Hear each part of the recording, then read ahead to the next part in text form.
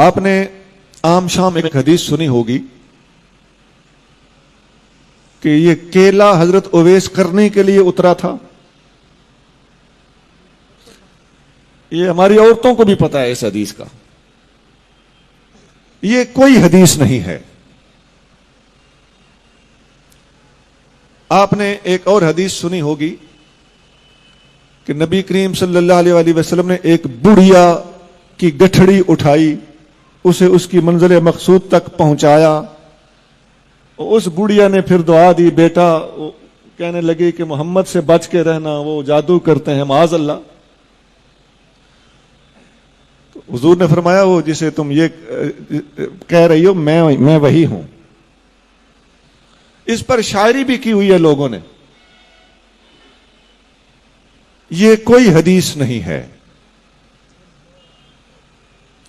وہ کوڑا پھینکنے والی بوڑھیا کی عورت حدیث آپ نے سنی پڑی ہوگی, ہم نے اس کا کہیں وجود نہیں دیکھا. وہ حضرت بلال حبشی نے صبح کی اذان نہ دی تو سورج نہ نکلا. یہ سب کسی قوال کو کہیں سے ملی ہیں, ان کا کتابوں میں کہیں وجود نہیں ہے. اب بتائیے یہ غضب صرف ہمارے مسلک میں ہو رہا ہے, کوئی اور یہ بیان بھی نہیں کرتا.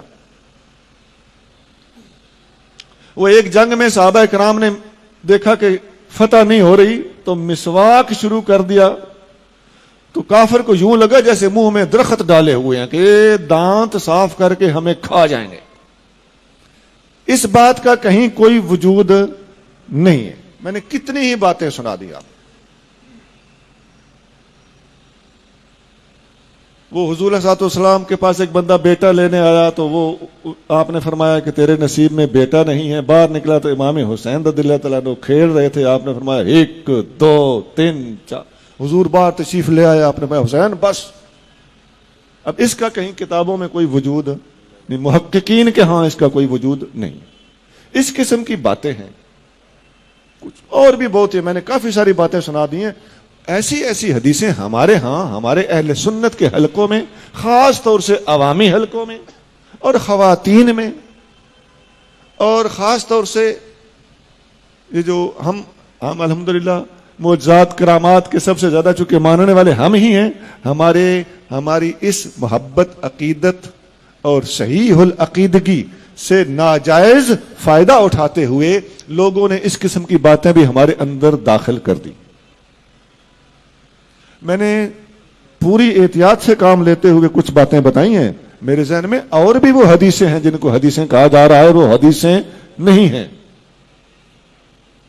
اور ایسا ہے کہ اگر آپ ان کو کسی خاص طور سے کسی سٹیج پہ بیان ہو رہی ہو تو عوام کا کیا قصور.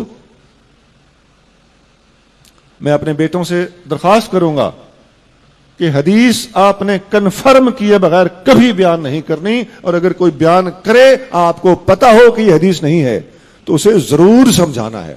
نہیں تو دین کا بہت بڑا نقصان ہو رہا ہے اور ابھی اور ہو چلا ہے. جرت کوئی نہیں کرتا کسی کو سمجھانے کی اپنی عزت بچانے کے لیے. جھوٹ بولا جا رہا ہے, اگر آپ سمجھاؤ تو آپ کو کہے گا کہ تیری عقیدت میں فرق ہے, تیری محبت میں فرق ہے. نہیں جناب, یہاں سے ہمیں کوئی راستہ نکالنا ہوگا, ہمیں یہ جرت کرنا پڑے گی, ہمیں حق گوئی سے کام لینا ہوگا. ہمیں فاروق اعظم کی طرح یقول الحق ولو کان مرا, فاروق حق بولتا ہے خواہ کڑوا ہو, اس کا مصداق بننا پڑے گا.